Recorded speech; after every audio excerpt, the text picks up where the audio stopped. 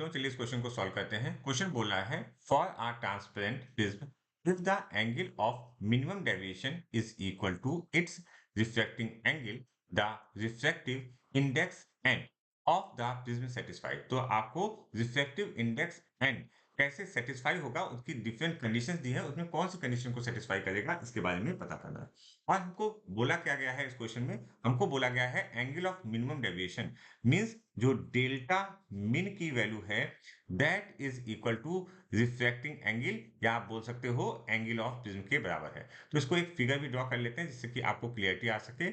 ये हमारा प्रिज्म है, ओके, और ये लाइट रे इंसिडेंट हो रही है, ये नॉर्मल है, ये इंसिडेंट एंगल आई है, और क्योंकि हमारी लाइट यहाँ से इंसिडेंट हुई है इस फेज से बाहर आएगी, तो ये वाला जो एंगल होगा that is angle A, that is known as the angle of prism, और you can say reflecting angle. अच्छा, अब हम अपनी कंडीशंस लगाना शुरू करते हैं। हमको पता है कि डेल्टा मिन का एक फॉर्मूला, डेल्टा मिन का फॉर्मूला क्या होता है, डेल्टा मिन इज इक्वल टू 2i - इस फॉर्मूले को हम लगाएंगे, और हमारे पास जो कंडीशन दी है, हमारे पास जो कंडीशन दी है उसको अप्लाई करेंगे। कंडीशन, इस वाली कंडीशन को मैं बॉक्स में रख देता हूं क्योंकि ये हमारी क्वेश्चन की गिवन कंडीशन है। ओके, तो हम डेल्टा मिन को हम अगर ए लिख दें तो हम लिखेंगे ए इज इक्वल टू 2i - ए। ठीक है। अच्छा, अगर आप इसको सही से सॉल्व करोगे तो आपके पास आ जाएगी condition i is equal to ए।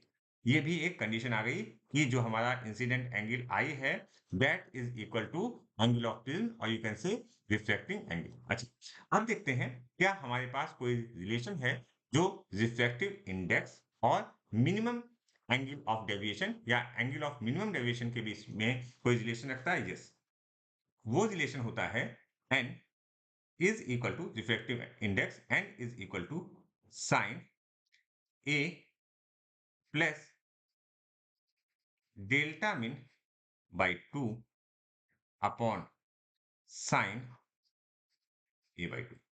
इस फॉर्मूले को हम यहाँ पर अप्लाई करेंगे तो हमारे पास n में क्या कंडीशन आएगी या n में क्या वैल्यू आएगी, तो हम लिखेंगे n इज इक्वल टू, देखो डेल्टा मिन की वैल्यू क्या हो जाएगी, a हो जाएगी, तो a प्लस ए मीन्स क्या आ गया 2a बाई 2, तो यहाँ पर आएगा साइन ए, मैं लिख देता हूँ इसको साइन ए अपॉन जो डिनोमिनेटर में आया that is sine A by 2। अच्छा, अब न्यूमरेटर में हम एक फॉर्मूला लगा देते हैं, साइन 2a का एक फॉर्मूला पढ़ा होगा, तो आया था sine 2a is equal to 2 sine A cos A. तो यहाँ पर a की जगह हमने, वहां पर जो 2a था वहां की जगह क्या आ गया, a आ गया, तो यहाँ पर हम इसको लिखेंगे 2 of cos A by 2 into sine A by 2। ठीक है, अपॉन साइन ए बाई 2। ठीक है, तो इसमें a by 2, sine A by 2 और sine A by 2 cancel out हो जाएगा और n की वैल्यू आ गई n is equal to 2 cos A by 2। ये वैल्यू आ, क्लियर हो गई बात। अच्छा, एक और इंपॉर्टेंट बात, अगर आप समझने की कोशिश करो तो i पर कौन सी कंडीशन लगेगी, i की वैल्यू 0 से ज्यादा होगी और 90 से कम होगी। अगर हम i पे कंडीशन लगाने की कोशिश करें तो i की वैल्यू 0 से ज्यादा होगी इंसिडेंट एंगल की, और 90 से कम होगी। अच्छा, अगर i की वैल्यू 0 और 90 के बीच में लाई करेगी तो a की वैल्यू, तो हमारा a की वैल्यू कहां से कहां लाई करेगी, a की वैल्यू अगेन हमारी लाई करेगी 0 से 90 के बीच में।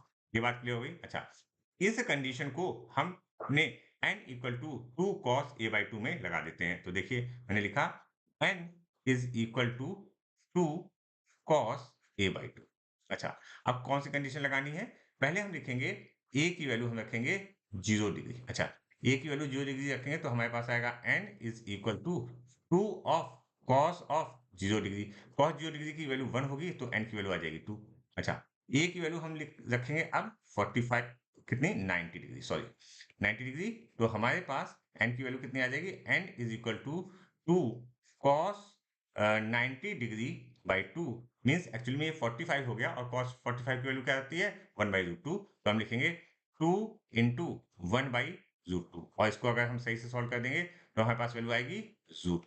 अच्छा, तो अब हमारी वैल्यू कहां से कहां लाई करेगी, हमारी वैल्यू लाई करेगी रूट 2 से 2 के लिए, तो हम लिख सकते हैं n is greater than root 2 and less than, तो देखते हैं क्या कोई ऐसा ऑप्शन मिल रहा है, तो अगर आप सही से देखोगे तो option 4 is correct for this question.